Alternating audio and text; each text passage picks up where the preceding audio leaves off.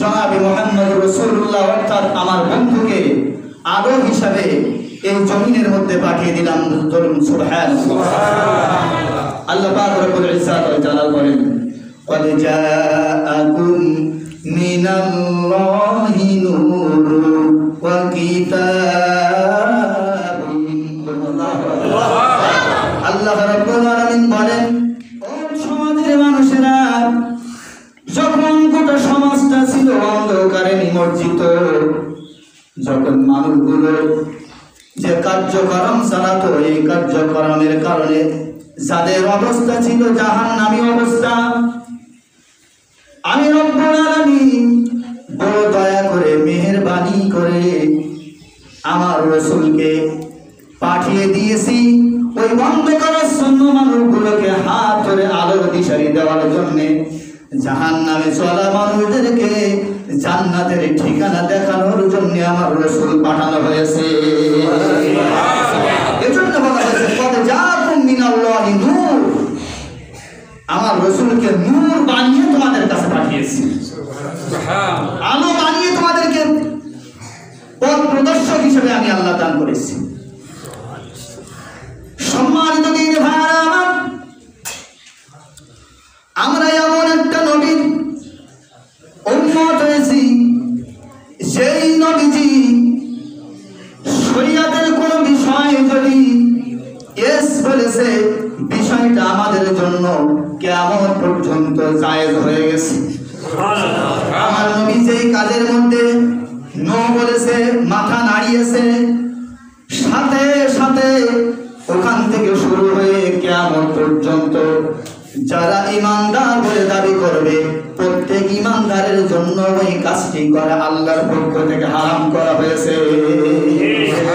শুধু তাই না, ও মুসলমান, আমরা এমন একজন নবীর উত্তরসূরি, এমন একজন নবীর উম্মত আমরা হয়েছি, যেই নবীজি শাহাদাত আঙ্গুল যখন উঁচু করেছে, আসমানের দিকে তাকিয়ে শাহাদাত আঙ্গুল উঁচু করেছে, সাথে সাথে আকাশের চাঁদ দ্বিখণ্ডিত হয়ে গেছে।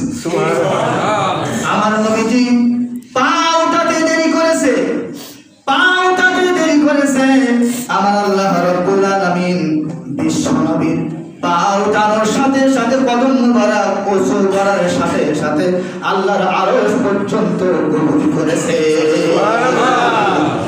সম্মানিত হাজিরিন, এজন্য আমরা আসলে যে কোন নবীর উম্মত বিশ্ব নবীজিকে এই মাসে পাঠিয়েছেন, আমরা সেই নবীর উম্মত যে নবীকে আল্লাহ রাব্বুল আলামিন এত বরকত এবং রহমত দিয়ে ঢেলে দিয়েছেন।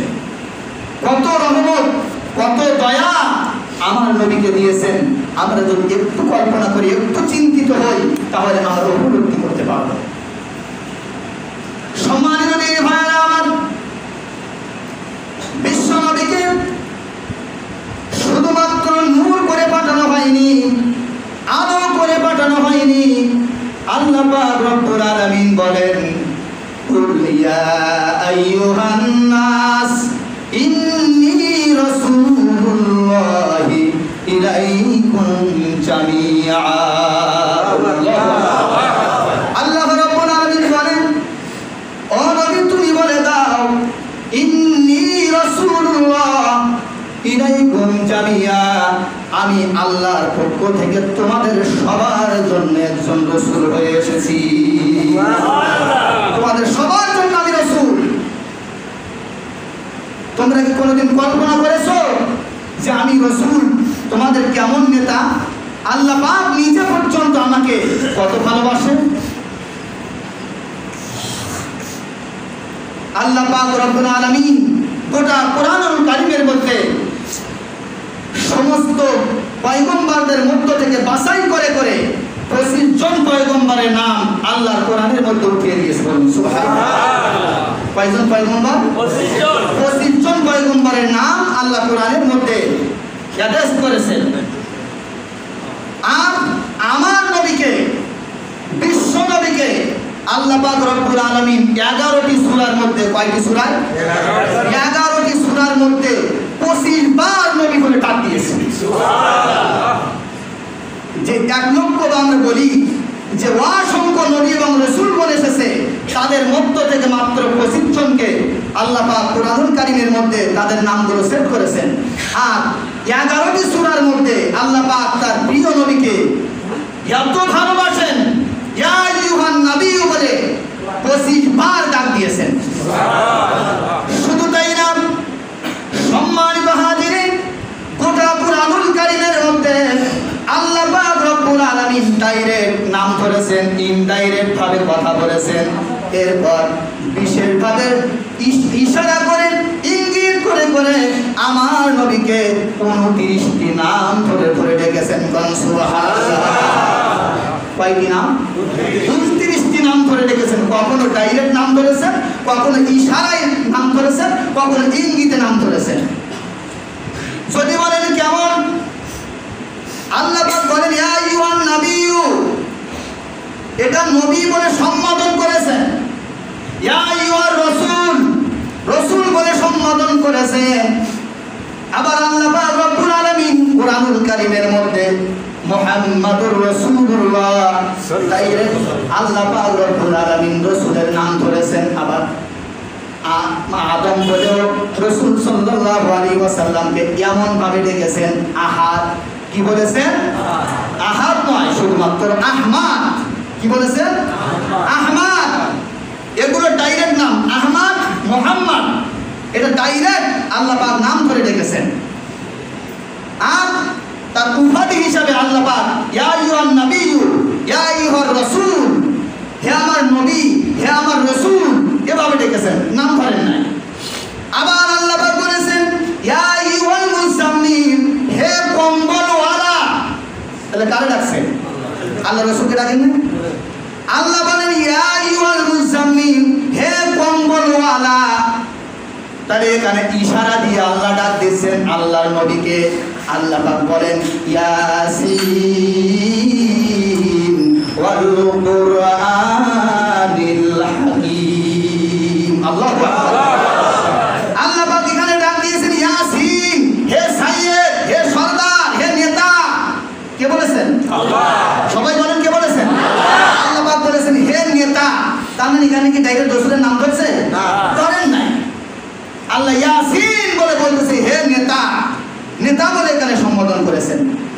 যে কথা বলতে চাচ্ছিলাম, আল্লাহ পাক এই নবীকে এত বেশি ভালোবেসেছেন, আল্লাহর নবীকে নবী বলে ডাক দিয়েছেন কয়বার বললাম? 25 বার। আর আল্লাহর রাসূল বলে এমন ভাবে আল্লাহ পাক নিজে রাসূলকে এমন ভাবে ডাক দিয়েছেন, এই রাসূল নাম মহাগ্রন্থ কালামুল্লাহ শরীফের মধ্যে আল্লাহ পাক রব্বুল আলামিন 32টি সূরার মধ্যে 132 বার রাসূল বলে ডাক দিয়েছে।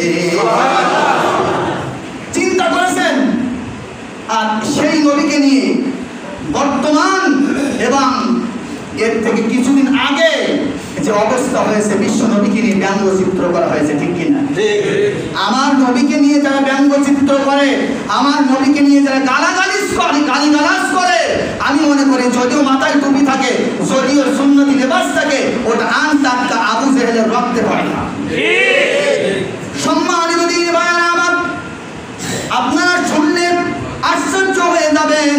কিছুদিন আগে ফ্রান্সের যিনি প্রধান, যিনি ফ্রান্সের রাজা বলেন, বাদশাহ বলেন, আমি তো আশ্চর্য হয়ে যাই। এই ফ্রান্সের বদমায়ের বাদশাহ, তিনি আমার নবীকে নিয়ে ব্যঙ্গচিত্রের প্রতি সমর্থন জানিয়েছে। বলুন নাউজুবিল্লাহ। আমরা আল্লাহর কাছে দোয়া করি, মহান আল্লাহ যদি তাদের কপালে হেদায়েত লিখে থাকে, ওদের হেদায়েত দান করুক। যদি হেদায়েত লেখা না থাকে, আমার আল্লাহ রব্বুল আলামিন নমরুদ ফিরাউনের মতো সমস্ত বদমাইশগুলোকে উঠায় নিন। বলেন আমিন। সম্মানিত দিনী ভাইরা আমার, তো এজন্য বলতেছিলাম আমরা সেই নবীর উম্মত যে নবীকে আল্লাহ রব্বুল আলামিন এত ভালোবেসেছেন, রাসূলকে রাসূল বলে ডেকেছেন। কারণ কি? ডাকার কারণ কি? ডাকার কারণ হলো এই, দুনিয়ার মানুষ বুঝুক যে আমি নবী বলে ডেকেছি, রাসূল বলে ডেকেছি। তার মানে হলো এই, দুনিয়ার মানুষ এটাই বুঝবে আল্লাহ রাসূলের ডাইরেক্ট নাম ধরে ডাকা যাবে না। রাসূল করিম সাল্লাল্লাহু আলাইহি ওয়াসাল্লাম এভাবেই বলবে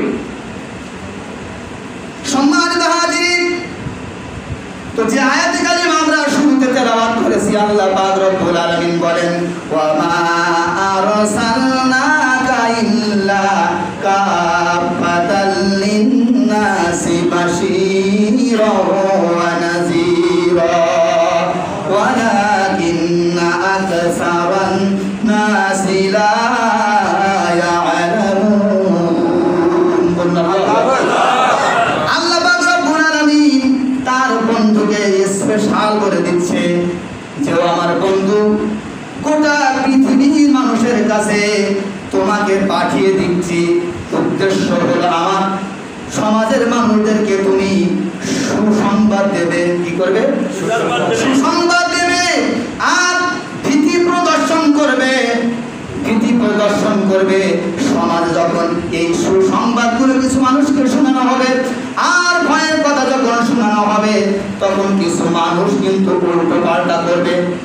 ওয়ালাকিন্না আকসারান নাসি লা ইয়ালামুন, সমাজের কিছু মানুষ থাকবে যারা ওই কথাগুলো মানবে না, বুঝবেও না।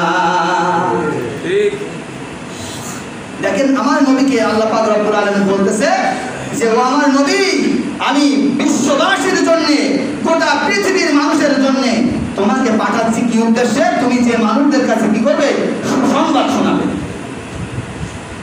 আমার নবীজি সেই সুসংবাদগুলো কেমন ভাবে শুনিয়েছেন, ইতিহাস খুললে দেখা যায় আমার নবীর সুসংবাদ যখন তেলাওয়াত করেছে, যখন শুনিয়েছে, তখন সমাজের কিছু মানুষ আল্লাহ এবং রাসূলকে চিনে তারা জান্নাতি মানুষ হয়ে গেছে।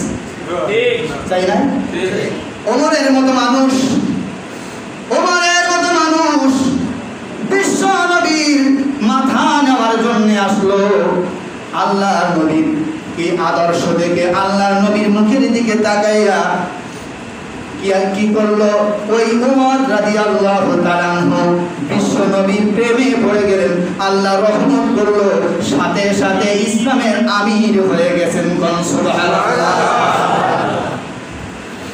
সম্মানিত দিন ভাইরা আমার, শুধু তাই না, বিশ্ব নবী যখন এইভাবে সুসংবাদ দিতে লাগলেন, ও দুনিয়ার মানুষ, ও সমাজের মানুষ, তোমরা একমাত্র আল্লাহর ইবাদত করো। ইয়া কওমি ইবুদুল্লাহ মা লাকুম মিন ইলাহিন গায়রু। একমাত্র কার ইবাদত করো? সবাই বলেন কার? একমাত্র আল্লাহর ইবাদত করো। আল্লাহর ইবাদত ছাড়া অন্য কারোর ইবাদত করা যাবে না, পূজা অর্চনা করা যাবে না, কাউকে প্রভু বলে মানা যাবে না। প্রভু বলে যদি মানতে হয়, একমাত্র তারই মানো যিনি তোমার আল্লাহ। প্রভু আল্লাহর মানা যাবে না। প্রিয় হাজিরিন, এই পৃথিবীর মধ্যে বিশ্ব নবীজি যখন এই দাওয়াত প্রসার করতে লাগলেন, তখন ওই সমাজের মানুষগুলো, আবু জাহেল মার্কা মানুষগুলো, তারা বলল, গোটা মক্কা নগরীতে এই আহ্বান জারি করে দিল, ও মক্কার মানুষেরা, আমরা তোমাদের নেতা হয়ে তোমাদের কাছে জানাচ্ছি, খবরদার খবরদার, আব্দুল্লাহর বেটা মুহাম্মদ নতুন ধর্ম প্রসার করতেছে। খবরদার খবরদার, তার এই দাওয়াত তোমরা নিবে না, তার দাওয়াত নিয়ে তোমরা গোমরা হয়ে যাবে। কন্যা এইটা প্রচার করে দিলেন। যখন প্রসার হয়ে গেল, গোটা মক্কার মানুষগুলো আল্লাহর নবীকে দেখলেই তারা অন্যদিকে তাকিয়ে চলে যেতেন। আল্লাহর নবীর কথা শুনলেই তারা কানের মধ্যে আঙ্গুল ঢুকিয়ে দিতেন, যাতে করে নবীর কথা যেন শোনা না যায়। প্রিয় ভাইরা, এইভাবে করে নবীকে বিভিন্নভাবে অপমান, লাঞ্ছিত, বঞ্চিত তারা করতেন। কিন্তু আল্লাহর নবী আল্লাহ পাককে বলতেন, আল্লাহ তুমি না আমাকে পাঠিয়েছো, ফাযাক্কির ইন্নামা আনতা মুযাক্কির। আল্লাহ তুমি না আমার পাঠিয়েছো ওয়াজ করার জন্য, নসিহত করার জন্য। আল্লাহ আমার দায়িত্ব আমি পালন করতেছি, আমি নসিহত করতেছি। লাস্তা আলাইহিম বিমুসাইতির। আল্লাহ তুমি তো আমাকে লাঠি চার্জ করতে নিষেধ করেছো, তুমি তো আমারে পুলিশ বানাও নাই যে জোরপূর্বক আমি বাসায় বাড়ি দিয়ে ইসলামে আনবো। আল্লাহ তুমি শুধু আমাকে নসিহত করার কথা বলেছো, ওয়াজ করার কথা বলেছো, আমি এজন্য শুধু নসিহত করি, শুধু ওয়াজ করি। কিন্তু সমাজের মানুষগুলো আল্লাহ আমার বিরুদ্ধে তারা ষড়যন্ত্র চালিয়ে যাচ্ছে। আল্লাহ তারা আমাকে চেনে না, আমাকে বোঝে না। আল্লাহ তারা তোমার কাছে দরখাস্ত জানাই, তুমি দয়া করে মেহেরবানি করে এই মক্কা নগরীর জন্য তুমি ইসলাম কবুল করে না। দিনী ভাইরা আমার, গোটা মক্কায় যখন নবীর বিরোধ চলতেছে, আল্লাহ নবী যখন সমাজের শত্রু হয়ে আছে, এমন সময় বয়বৃক্ষায় একজন মহিলা মানুষ, কি মানুষ? একজন মহিলা, বয়সে অনেক ভার হয়ে গেছে তার। এই মহিলা দৈনন্দিন জঙ্গল থেকে কাটে বাজারে বিক্রি করে তার সংসার পরিবার পরিজন নিয়ে চলতে থাকে। তাফসিরে নুরুল কোরআনের মধ্যে ঘটনা পাবেন, তাফসিরে নুরুল কোরআনের মধ্যে ঘটনা রয়েছে। ওই বুড়ি মানুষ নিজে কাটে বাজারে নিয়ে বিক্রি করে তার সংসার পরিবার পরিজন নিয়ে এসে চলতে থাকে।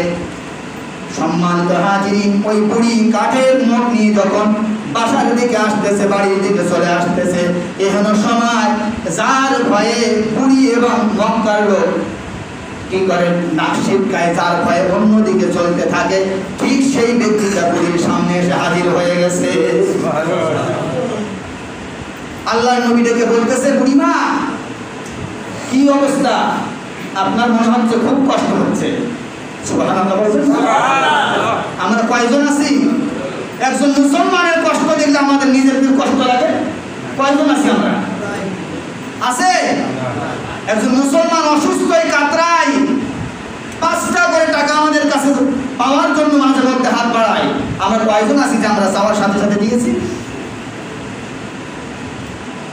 আর বিশ্ব নবীজি কি করতেছেন?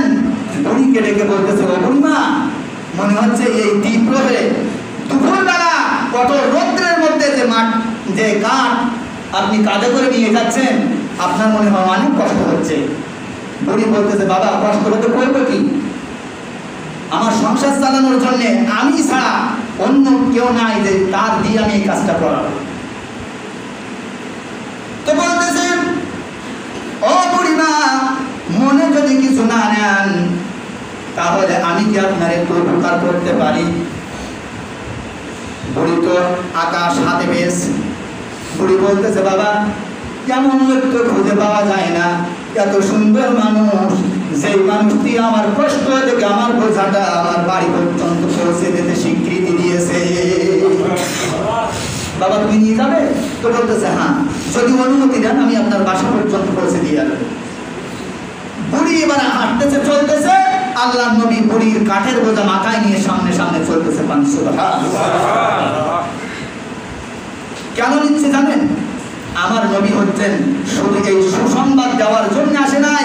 আমার নবী শুধুমাত্র ভয় ভীতি দেখানোর উদ্দেশ্যে আসে নাই।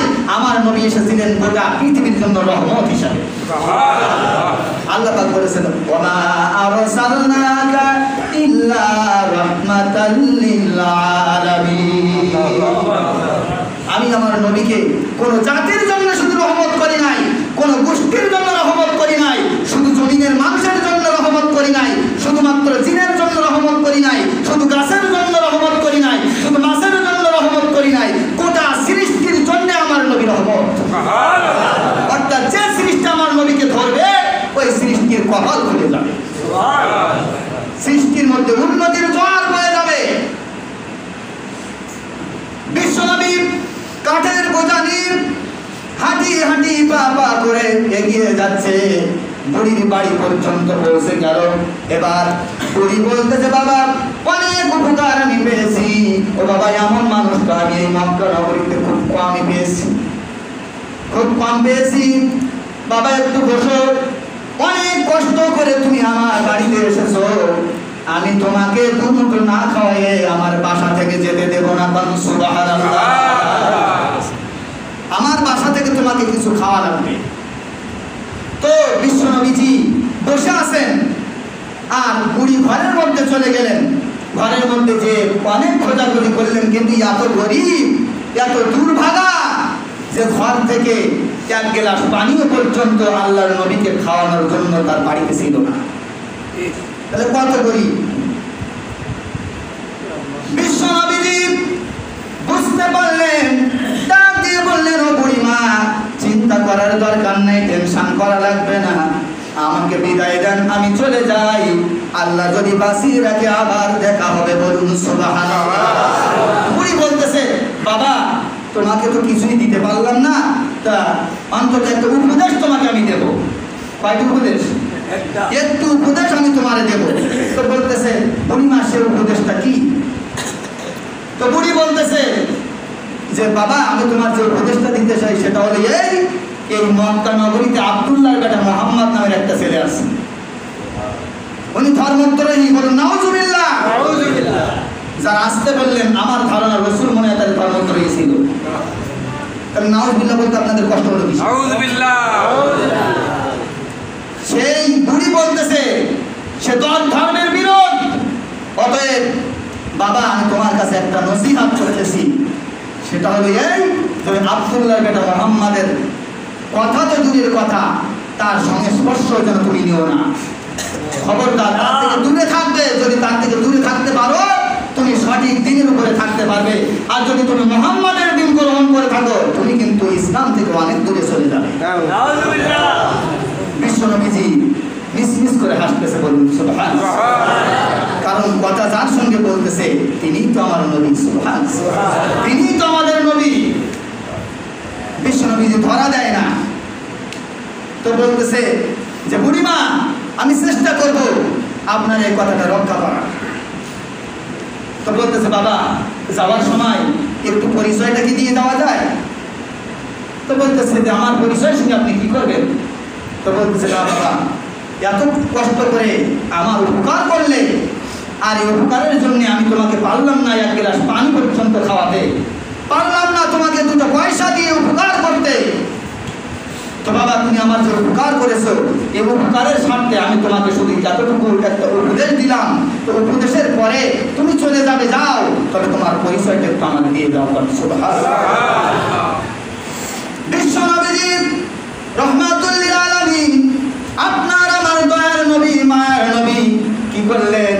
এবার ডাক দিয়ে বললেন, ও বুড়িমা মনে কিছু নিয়েন না, মনে কিছু নিয়েন না, যার জন্যে আপনি আমাকে দূরে থাকার উপদেশ দিচ্ছেন ওই আব্দুল্লাহর বেটা মোহাম্মদ, অন্য কেউ না, যার ভয়ে গোটা মক্কা দূরে দূরে চলতেছে। যে আব্দুল্লাহর বেটা মোহাম্মদকে ইসলাম দ্রোহী বলতেছে, খোদার দ্রোহী বলতেছে, ইসলাম বিরোধী বলতেছে, ও বুড়িমা আমি হলাম ওই আল্লাহর রব্বুল আলামিনের মনোনীত সেই নবী, আমি আসলে ইসলাম বা খোদার দ্রোহী না। সুবহানাল্লাহ। বুড়ি আশ্চর্য হয়ে গেলেন, এ কোন ধরনের ছেলে, আমি কার সঙ্গে কি করলাম, আর আমি কার দিয়ে কাজ করালাম?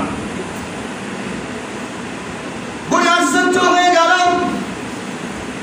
আর দেরি করলেন না, হাঁটি হাঁটি পা পা করে বুড়ি মানুষ গিয়ে গেলেন নবীর কিনারে, আল্লাহর নবীকে হাত ধরে টান দিলেন, নবীর মুখের দিকে তাকালেন, আল্লাহর নবীর মুখের দিকে তাকিয়ে বললেন, ও আব্দুল্লাহর বেটা মোহাম্মদ, যদি তুমি সত্যি আব্দুল্লাহর বেটা মোহাম্মদ হয়ে থাকো, তাহলে এই সমাজের নেতারা আমাকে এতদিন পর্যন্ত যে ধোঁকা দিয়েছে, আমি আসলে ধোঁকায় ছিলাম, আমার জীবনে কোনোদিন বাবা আমি তোমারে দেখি নাই, সত্যি যদি তুমি মোহাম্মদ হয়ে থাকো তাহলে আমাকে এই মুহূর্তে আর জাহান্নামের পথে রেখো না, আমাকে কালিমা পড়িয়ে দাও, লা ইলাহা ইল্লাল্লাহু মুহাম্মাদুর রাসূলুল্লাহ সাল্লাল্লাহু আলাইহি ওয়াসাল্লাম।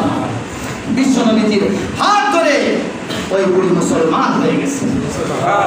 যখন মুসলমান হয়ে গেছে, বুড়ি ডাক দিয়ে বলতেছে, বাবা এরপর থেকে আমার দায়িত্ব নাকি, আমি এই জীবন পর্যন্ত এই বয়বৃদ্ধ হয়ে গেছি, বৃদ্ধা হয়ে গেছি, এ পর্যন্ত এই সমাজের ভণ্ড নেতা কর্মীরা, এই সমাজের বড় বড় নেতারা, তারা আমাকে ধোঁকা দিয়ে বোকা বানিয়ে রাখছিল, তোমার সম্পর্কে আমার জানার কোনো সুযোগ দেয়নি, কিন্তু আমি বুঝেছি তোমার মতো এত ভদ্র ছেলে, তোমার মতো এত নম্র ছেলে নবী হওয়ারই যোগ্য। সুবহানাল্লাহ। নবী হওয়ারই যোগ্য। বাবা আমি আজ থেকে কোন আমলগুলো করব, যে আমলগুলো করলে পরে আমি কিয়ামতের ময়দানে আদালতে আখিরাতের দিন আল্লাহ রাব্বুল আলামিনের কাছে জান্নাতি মেহমান হতে পারবো। আল্লাহ নবী বললেন, ও বুড়িমা, এই যে কালিমা পড়লেন, আজ যদি আপনার ইন্তেকাল হয়ে যায় আমি রাসূল নিজেই আপনার জানাজা করব। আর আমি রাসূল তার জানাজা করেছি, আমি রাসূল তার জন্য দোয়া করেছি, এই দোয়া আমার আল্লাহ পাক রব্বুল আলামিন ডাইরেক্ট আমার কোনোদিন ফেরত দেয়নি। অতএব ও বুড়িমা, আজ পর্যন্ত অর্থাৎ পিছনে যতদিন আপনার চলে গেছে সমস্ত গুনাহ আল্লাহ রাব্বুল আলামিন কালিমা পড়ার কারণে মাফ করে দিয়েছে। কিন্তু বাকি জিন্দেগি যতদিন আল্লাহ পাক আপনারে বাঁচিয়ে রাখে ততদিন পর্যন্ত আপনি শরিয়াত মোতাবেক আপনার জীবন পরিচালনা করার চেষ্টা করুন। যদি আপনি শরিয়াত মোতাবেক আপনার জীবন, আপনার সময়টুকু আপনি অতিবাহিত করতে পারেন, আমি রাসূল ওয়াদা দিচ্ছি আল্লাহ পাক রব্বুল আলামিন নিশ্চিত আপনাকে জান্নাতের মেহমান বানাবে। সুবহানাল্লাহ। সম্মানিত হাজিরিন, বিশ্বনবীজি এরকম ছিল রহমত। বিশ্বনবী এমন ছিলেন কি সুসংবাদদাতা, তিনি এমন ছিলেন যে ভয় প্রদর্শনকারী। তিনি বললেন, ও বুড়িমা, ভয়ের আর কোনো কারণ নাই, কারণ আপনি ইসলাম কবুল করেছেন, কালিমা পড়েছেন, আজ থেকে আল্লাহ পাক রব্বুল আলামিন আপনাকে কবুল করেছেন, মুসলমানদের দপ্তরে আপনার নাম উঠে গেছে। সম্মানিত দিনী ভাইরা, এইভাবে করে অনেক কথা বলা যাবে বিশ্বনবীজি কেমন রহমতের তরিয়া তিনি ছিলেন। এজন্য আমরা আজ যে পর্যন্ত আলোচনা শুনলাম অল্প সময়ের মধ্যে, যেহেতু এ মাসে রাসূল এসেছে, আবার এই মাসে রাসূল বিদায় নিয়েছে, অতএব এ মাস ভর এই রবিউল আউয়াল তথা বিশ্বনবীজি জীবন চরিত নিয়ে আলোচনা চলবে ইনশাআল্লাহ। কখনো দিনে কখনো রাতে, আজকে রাতে প্রোগ্রাম আছে ইনশাআল্লাহ, আপনাদের দোয়ায় সেখানে প্রোগ্রাম করতে যেতে হবে। আল্লাহর কাছে আমি প্রার্থনা জানাই এবং আপনাদের কাছে দোয়া চাই যে আল্লাহ পাক রব্বুল আলামিন গোটা মাস ভর জন্য নির্ধারিত কোনো দিন আমরা যেন না করি। এই সমাজে সমস্যা তো এজন্য হচ্ছে যে আমরা নির্ধারিত করে নিয়েছি 12ই রবিউল আউয়াল, ওই দিন ছাড়া আর এই অনুষ্ঠান কোনোদিন করা যাবে না।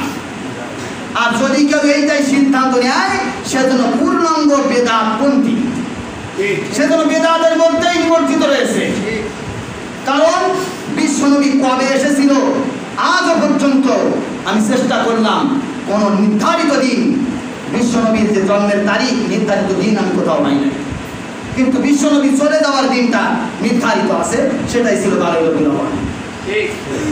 অতএব আমরা তো শুধু দুরূদ শরীফ মিলাদ শরীফ পড়ি, তবে ওই দিনটাই পড়ি যেদিন রবিউল আউয়ালের 12 তারিখ হয়। জিলাপি কিছু কিনে ওই দিন দোয়া করে আমরা সব বিদায় নিয়ে চলে যাব, কিন্তু না, বিশ্বনবীর জীবন চরিত গোটা মাস ভর আলোচনা চলবে, গোটা বছর ভর আলোচনা চলবে, বিশ্বনবীর আলোচনা কিয়ামত পর্যন্ত চলবে। কারণ কোরআনুল কারীম আপনি খুলে দেখেন, বিশ্বনবী কি এখন আছে? বিশ্বনবী এখন নাই, কিন্তু বিশ্বনবীর জীবনটা কেমন ছিল, তার চরিত্রটা কেমন ছিল, তাফসীরের মধ্যে আমি দেখলাম যে তাফসীরবিদগণ লিখছেন যে কোরআনের প্রতিটা আয়াত, প্রতিটা হরফ, প্রত্যেকটা শব্দ যে ইঙ্গিত দিয়েছে, প্রত্যেকটি শব্দের ইঙ্গিতে ইঙ্গিতে রাসূল সাল্লাল্লাহু আলাইহি ওয়াসাল্লাম জড়িত রয়েছে। অতএব আমাদের কোরআন পড়তে হবে, আমাদের কোরআন বুঝতে হবে, বিশ্বনবীজির জীবন চরিত আলোচনা শুধু শুনলে হবে না, মানার সিদ্ধান্ত নিয়েই শুনতে হবে। বিশ্বনবীজি এমন নবী, শুধু দুনিয়াতে আমাদের জন্য তিনি রহমত ছিলেন তা নয়, মরণের পরেও তিনি আমাদের জন্য রহমত। তিরমিজি শরীফের মধ্যে বিশ্বনবীজি বলেছেন, আনা সাইয়্যিদুন নাস ইয়াউমাল কিয়ামা আও কামা ক্বালা নবী সাল্লাল্লাহু আলাইহি ওয়াসাল্লাম। আল্লাহ রাসূল বলেন যে ও দুনিয়ার মানুষ, কিয়ামত যেদিন শুরু হবে, যত মানুষ সেদিন উপস্থিত থাকবে, সকল মানুষের নেতা করে আল্লাহ সুবহানাহু ওয়া তাআলা আমাকে উঠাবেন। সকল মানুষের নেতা, শুধু উম্মতে মুহাম্মাদের নেতা নয়, শুধুমাত্র সাহাবায়ে কিরামদের নেতা নয়, শুধুমাত্র নবীদের নেতা নয়, আদম সফিউল্লাহ থেকে নিয়ে শুরু করে ঈসা রূহুল্লাহ পর্যন্ত যত পয়গম্বর জমিনে এসেছে, শুধু উম্মত নয়, সকল উম্মত এবং সকল নবীদের নেতা করে আল্লাহ রাব্বুল আলামিন আমাদের। অতএব সে দলে আমাদেরকেও যাওয়া লাগবে কি লাগবে আমরা আজকের জুমায় সিদ্ধান্ত গ্রহণ করব যে বিশ্বনবী এ মাসে এসেছে, বিশ্বনবী এ মাসে বিদায় নিয়েছে। আমরা আজকের জুমায় সিদ্ধান্ত নেব সেই বিশ্বনবীর দলে যদি আমাদের উঠতে হয়, বিশ্বনবীর অনুসারী যদি আমাদের হয়ে উঠতে হয়, বিশ্বনবীর উম্মত হয়ে যদি আমাদের ময়দানে নবীর পিছনে পিছনে আমাদেরকে চলতে হয়, তাহলে আসর থেকে আর আমাদের জীবনের নামাজ আমরা ইচ্ছাপূর্বক কাজা করব না। করবেন না? পিছনে কথা বলতেছে না, কি করবেন? নামাজ কাজা করা যাবে না। ও মুসলমান, আমি তো প্রায় বলি যে নামাজ কারোর জন্য ছাড় নাই। আপনি নামাজ মসজিদে আসেন, মসজিদে পারতেছেন না, আপনি বাড়িতে আসেন, বাড়িতে পড়েন। আপনি ব্যবসা করেন, আপনার জন্য মসজিদ নয়, আপনার ওই ব্যবসা কেন্দ্র হচ্ছে আপনার মসজিদ। হযরত জাবের রাদিয়াল্লাহু তাআলা আনহু তিনি বলেছেন, বিশ্বনবীকে আমি বলতে শুনেছি, আল্লাহর নবী বলেছেন আদম সফিউল্লাহ থেকে নিয়ে শুরু করে ঈসা রুহুল্লাহ পর্যন্ত কোন নবীকে আল্লাহ রাব্বুল আলামিন এমন নিয়ামত দেন নাই যে 5টি নিয়ামত আল্লাহ স্পেশাল আমার জন্য দিয়েছেন। সুবহানাল্লাহ। কয়টি নিয়ামত? 5টি। আজকে জুমায় পর্যন্ত থাক নাকি এই 5টি নিয়ামত? আগামী জুমায় আলোচনা করি ইনশাআল্লাহ, নাকি সময় অনেক হয়ে গেছে না? এজন্য আসুন আল্লাহ পাক রব্বুল আলামিন আমাদের সবাইকে বোঝার তৌফিক দান করুক এবং আগামী জুমায় যেন আমরা আযানের পূর্বেই প্রস্তুতি নিয়ে আসার চেষ্টা করি। আল্লাহ পাক রব্বুল আলামিন আমাদের সবাইকে আমল করার তৌফিক দান করুক।